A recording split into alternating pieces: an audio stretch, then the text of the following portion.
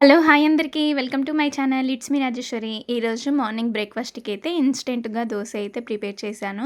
టిఫిన్‌కి ఏం లేదని ఇలా బ్రేక్‌ఫాస్ట్‌కైతే ఇన్‌స్టెంట్ బ్రేక్‌ఫాస్ట్ అయితే చేశాను. ఒక కప్ ఏమో సన్న రవ్వ ఉంటది కదా! మనం ఉప్మా చేసుకునే రవ్వ.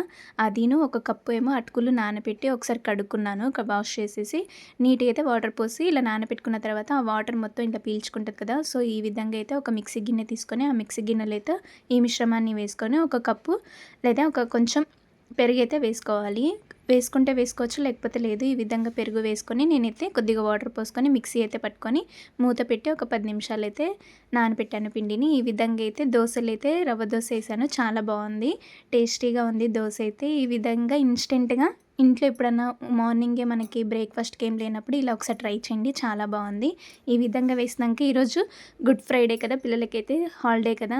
శ్రావణి అయితే ఈరోజు మళ్ళీ 2 డ్రాయింగ్స్ అయితే ఏసింది. ఈ విధంగా వీడియోలో చూపించిన విధంగా చూడండి. మీకు ఈ వీడియో నచ్చితే లైక్, షేర్, సబ్స్క్రైబ్ చేసుకోండి.